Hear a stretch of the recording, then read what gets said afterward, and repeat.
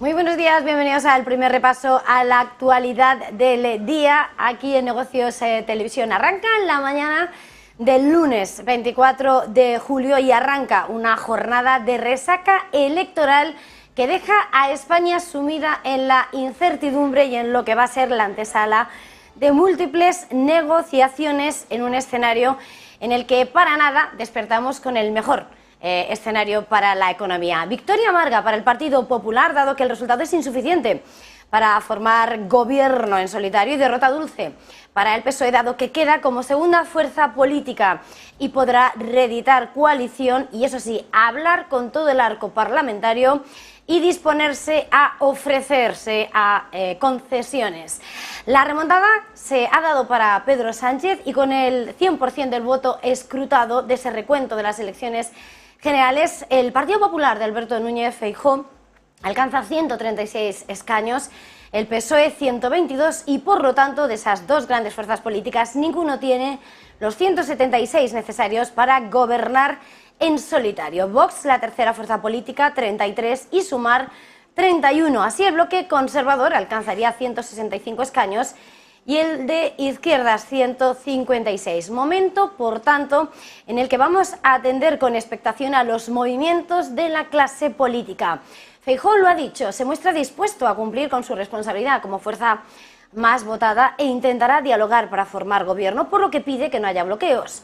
Por su parte, Sánchez ya dijo en campaña que habría un gobierno con Yolanda Díaz de Sumar, pero tampoco le bastará y tendrá que abrirse a todo el arco parlamentario, que no se lo va a poner fácil. Desde el independentismo catalán ya se lo han dicho, saben su peso y lo van a utilizar mirando a su referéndum. Y ya han advertido que no van a apoyar a Sánchez a cambio de nada. Habrá que ver cuál es el resultado. Poco margen parece para maniobrar Feijóo y veremos a ver cuál es la opción de Sánchez, que además tendrá que ver en un escenario en el que incluso Bildu ha dado el sorpaso al PNV. Con todo, no se descarta incluso la posibilidad de que puedan repetirse elecciones en el próximo otoño. Con todo, por supuesto, nosotros con la mirada puesta en lo que está por pasar y en lo que va a pasar en apenas una hora y media, cuando a las 9 de la mañana abran los mercados. La bolsa española suele caer los lunes de resaca electoral, los lunes tras las noches de las elecciones, y lo ha hecho en 9 de cada 10 ocasiones. Los mayores recortes en la bolsa, eso sí, se han visto acompañados en el histórico cuando se produce un cambio de gobierno. Basta con mirar atrás y, lo recuerdan los expertos, la incertidumbre ante los posibles nuevos gobiernos provoca dudas en los inversores y genera más caídas, y los inversores internacionales esperan, por tanto, a momentos de más tranquilidad antes de invertir en empresas españolas. Para hacernos una idea, cuando el Partido Popular ganó al PSOE en 1996, el IBEX se desplomó algo más de un 5% aquel lunes. Cuando en 2004 volvía a imponerse el Partido Socialista, el IBEX se dejaba algo más de los 4 puntos porcentuales. En 2008, cuando el PSOE revalidaba el triunfo, el IBEX solo caía un 0,29%, y en 2011, cuando se imponía el PP, el selectivo perdía casi el 3,5%. El motivo es fácil: las compañías y la incertidumbre no casan bien, y eso se cotiza en los mercados de renta variable. Con todo esto, por supuesto, importante recuperar lo que pasaba en esa noche frenética donde los grandes perdedores eran las encuestas y los sondeos que se realizaban a pie de urna. Alberto Núñez Feijóo, con todo, salía al balcón, reivindicaba la victoria en votos y escaños para señalar que va a intentar formar gobierno, pese a saber que los números no le dan la mayoría que quisiera. Desde el balcón de Génova le lanzaba un mensaje directo a Pedro Sánchez que no bloquee al Partido Popular. Agradecía además la confianza en los más de 8 millones de españoles que les han dado su apoyo, y subrayaba que con responsabilidad y tras escuchar a los ciudadanos va a intentar formar gobierno. Feijóo confirmaba que va a iniciar diálogo con el resto de partidos y pedía responsabilidad para que España no sufra bloqueos. Por cierto, que Feijóo aprovechaba además para lanzar un primer compromiso, el de legislar para que no se puedan celebrar elecciones en España ni en julio ni en agosto, salvo extrema necesidad. Vamos a recuperar las palabras de Alberto Núñez Feijóo.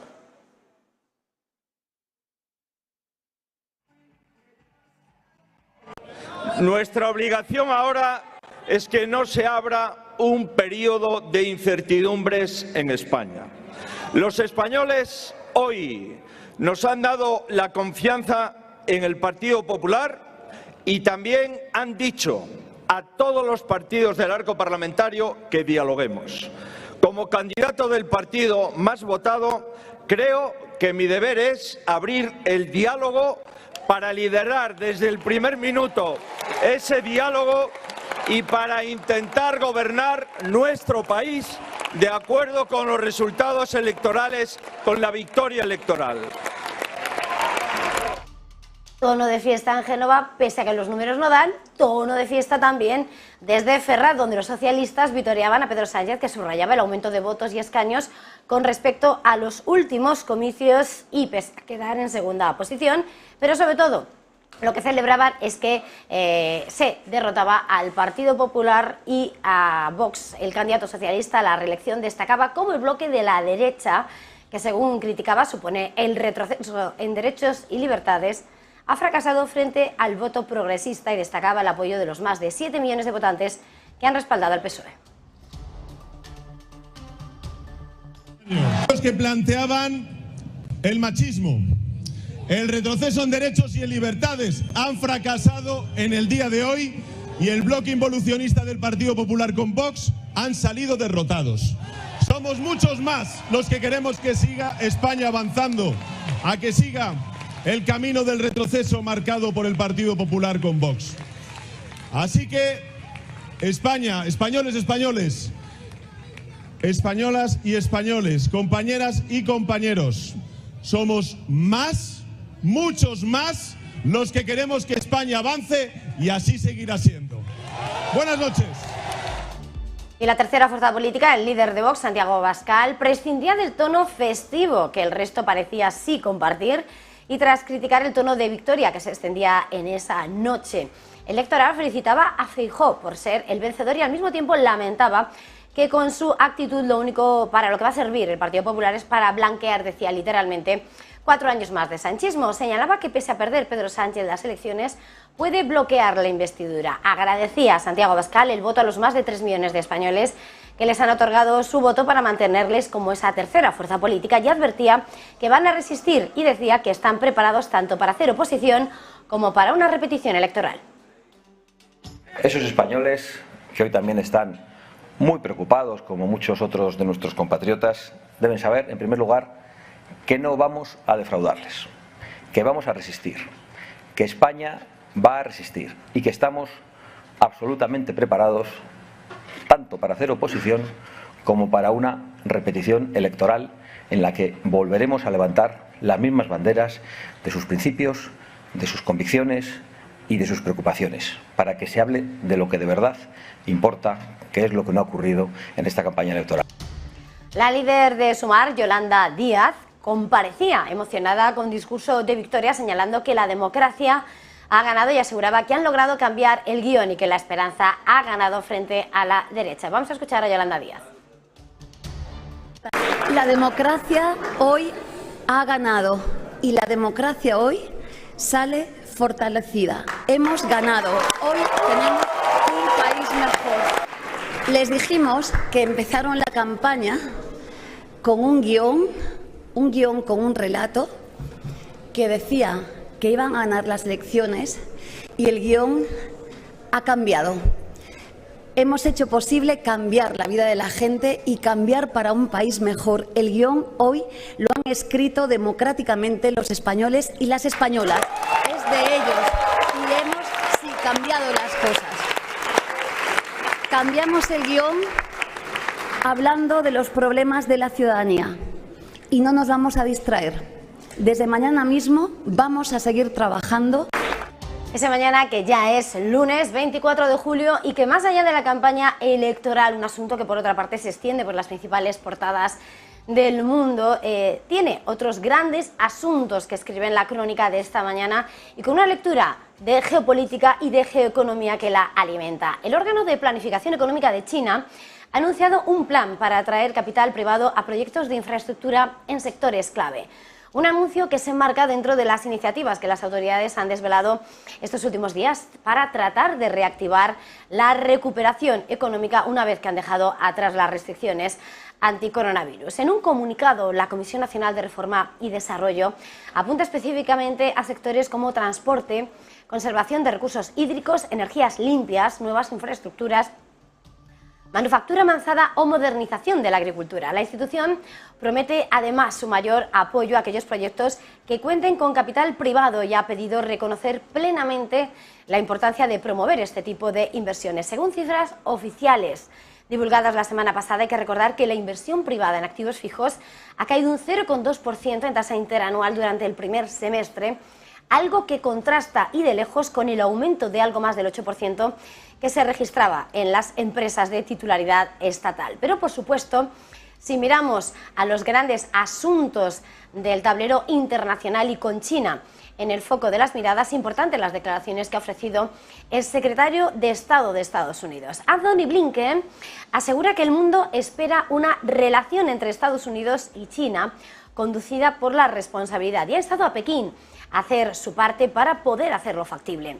En declaraciones a la CNN, el jefe de la diplomacia norteamericana ha insinuado que existe la preocupación entre los aliados de Estados Unidos, incluso en Europa, de que los esfuerzos de Washington para contrarrestar militar y económicamente a China les estén obligando a elegir bandos al más puro estilo de una nueva Guerra Fría. Blinken ha insistido en que desde todas las partes del mundo se espera una relación responsable entre las dos grandes potencias. Así ha ensalzado la política que se está llevando a cabo por parte de la administración Biden, que en las últimas semanas, según ha recordado, ha lanzado compromisos desde los altos puestos del gobierno, altos funcionarios, que incluyen visitas al más alto nivel por parte de él mismo y de la secretaria del Tesoro Janet Yellen o del enviado para el clima John Kerry, como una señal de que Estados Unidos está comprometida con China. Pero, por supuesto, si miramos a los grandes asuntos del tablero internacional y de la geopolítica, un día más tenemos que poner la mirada sobre la guerra en Ucrania. Importante porque lo que hemos escuchado en las últimas horas son declaraciones y nuevos actos que elevan la tensión.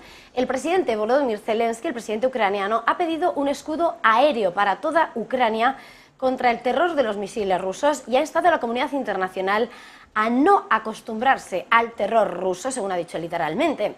El líder ucraniano ha señalado que gracias a la ayuda de los aliados y los sistemas de defensa aéreos proporcionados al país, los defensores del cielo han salvado miles de vidas. En un mensaje en Telegram, Zelensky ha reiterado que Ucrania necesita un escudo aéreo en su totalidad, completo, como la única manera, como decíamos, de derrotar a esos misiles que lanza la Federación Rusa, y ha añadido cómo su país ha demostrado que es capaz de derribar incluso los misiles de los que se jactaban los terroristas. Pero, por supuesto, si hablamos de ataques, es importante lo que acaba de denunciar Moscú, que ha acusado a Ucrania de lanzar un ataque con 2 drones contra la capital. Es la noticia de las últimas horas, el último mensaje que ha lanzado el alcalde de Moscú, que ha acusado a las fuerzas ucranianas de perpetrar lo que ha calificado como un ataque terrorista contra 2 edificios, y los medios rusos han informado que se han encontrado escombros próximos a los edificios del Ministerio de Defensa. Según informa Reuters, no está claro si los drones han golpeado los edificios cuando fueron derribados esta misma mañana o si los atacaron deliberadamente. Las agencias de noticias estatales rusas han informado de que se han encontrado fragmentos de drones cerca de un edificio en la avenida Komsomolsky, que atraviesa el centro de Moscú, y el sitio está a unos 2 kilómetros de los edificios del Ministerio de Defensa. Sin lugar a dudas, esa acusación de cómo Rusia acusa a Ucrania de atacar a Moscú con 2 drones es uno de los últimos flashes que llegan de este conflicto, pero, por supuesto, mirando la capital, si hay algo importante es la cumbre bilateral que están manteniendo Rusia y Bielorrusia este domingo y este lunes, máxima reunión al más alto nivel entre Alexander Lukashenko, que se encuentra en Rusia con motivo de esa reunión de 2 días, y el jefe del Kremlin, Vladimir Putin. Según ha informado Moscú, ambos mandatarios están analizando las relaciones bilaterales, la actualidad del Estado de la Unión también, es decir, la evolución y la actualidad de una alianza supranacional formada por ambos países. Se trata de la primera cumbre entre ambos líderes desde esos episodios recientes como el estallido de la presa clave para alimentar la refrigeración de la central nuclear de Zaporilla o el despliegue de armas nucleares en Bielorrusia y especialmente después del intento de rebelión contra Putin. Son sin lugar a dudas los grandes asuntos de la geopolítica que hasta ahora despiertan la atención, pero por supuesto la mirada está puesta en unos mercados que asisten con expectación a la reunión clave con la política monetaria en la que va a consistir esta semana. Esta semana va a ser una semana dominada por las reuniones de los bancos centrales, con la Reserva Federal y el Banco Central Europeo preparados para realizar subidas de tipos, mientras que el Banco de Japón se espera que se mantenga firme. Y por cierto que para el Banco de Inglaterra habrá que esperar a la semana próxima. Con todo, los inversores están centrando su atención en si es posible que esta sea la última subida del ciclo de ajustes por parte de la Reserva Federal, que decidía detener las subidas en la reunión de junio, tras aumentar su tasa de política en 500 puntos básicos desde marzo de 2022 para combatir esa espiral inflacionista. En cuanto a lo que puede hacer el Banco Central Europeo, se espera ampliamente, es lo que dicen las apuestas, que el BCE también va a conceder una nueva subida de 25 puntos básicos en la reunión del jueves, por lo que toda la atención va a girar en torno a los planes del Banco Central para septiembre, con los mercados divididos sobre si Lagarde habrá o no otro aumento o una pausa. Los de Lagarde, por su parte, han introducido 8 subidas de tipos consecutivas desde julio de 2022, 400 puntos básicos. Y si miramos al Banco Central Europeo, atención en los cambios que pueden llegar por parte de Italia. Todo apunta a que intentará mantener su influencia en los asuntos del Banco Central Europeo al proponer a Piero Cipollone, un alto funcionario del Banco de Italia, como su candidato para unirse al principal organismo de la toma de decisiones monetarias de la eurozona. Según publica Financial Times, Cipollone emerge como el candidato favorito del gobierno de Italia para reemplazar a Fabio Panetta, miembro de la Junta Ejecutiva del BCE, que se va a convertir en el director del Banco de Italia a finales de año. Sin embargo, aún debe ser nominado formalmente por el ministro de Finanzas de Italia, Giancarlo Giorgetti. Otros Estados miembros, por cierto, de la eurozona también podrían presentar sus propios candidatos, a pesar de ese convencionalismo de que a cada una de las 4 grandes economías de la eurozona se le otorga un asiento en esa junta de 6 miembros del Banco Central Europeo. Recordemos que Panetta es uno de los miembros más moderados del Consejo actual y favorece un enfoque más cauteloso en la política de subida de tipos. Pero mirando más de cerca al mercado y a lo que está pasando en la jornada de hoy tenemos que acercarnos al precio del petróleo, hoy que está corrigiendo. El Brent aguanta en los $80 el barril y el West Texas 76,88 dólares el barril, con la mirada puesta en ese retroceso tras haberse anotado un repunte del 2% el viernes que les servía para firmar 4 ganancias semanales consecutivas impulsadas por esa evidencia de la escasez de suministro en los próximos meses y las crecientes tensiones entre Rusia y Ucrania que podrían afectar aún más los suministros. Recordemos que el West Texas terminaba el viernes en 77,07, su nivel más alto desde el 25 de abril, hoy que lo tenemos en este tiempo real en 76,88 dólares. Pero mirando activos protagonistas, importante, sin lugar a dudas, mirar al mercado de divisas, que vuelve a despertar la máxima atención, porque tras asistir a la depreciación del dólar hemos visto al euro, la divisa comunitaria, tomar fuerza. Una subida que, a tenor de algunas medidas, han llevado a la divisa comunitaria hasta su nivel más caro registrado, lo que podría provocar una caída si comienza a socavar la economía de la eurozona y obliga al BCE a volverse más moderado. El llamado tipo de cambio efectivo nominal de la moneda común, que la compara con las monedas de los socios comerciales de la eurozona, nunca ha sido tan fuerte.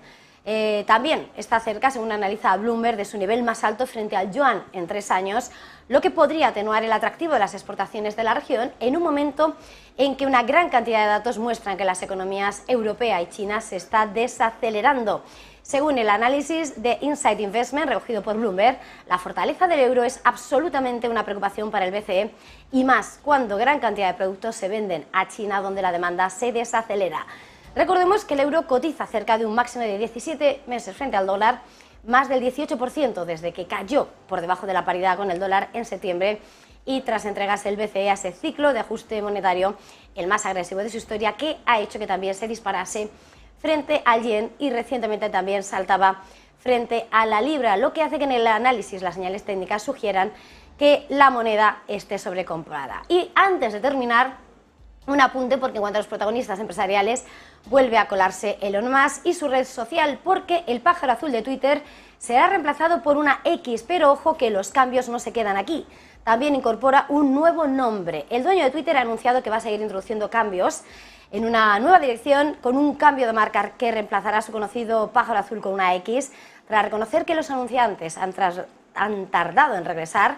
Y el anuncio además ha seguido la reciente admisión de que los ingresos por publicidad siguen siendo casi la mitad de lo que eran antes. El logotipo de Interim X se lanzaba este domingo, según anunció Musk en la red social, y agregaba que X.com ahora redirigiría al sitio web de Twitter. Es la última movimiento, la última llamada que ha hecho Elon Musk desde su propia red social.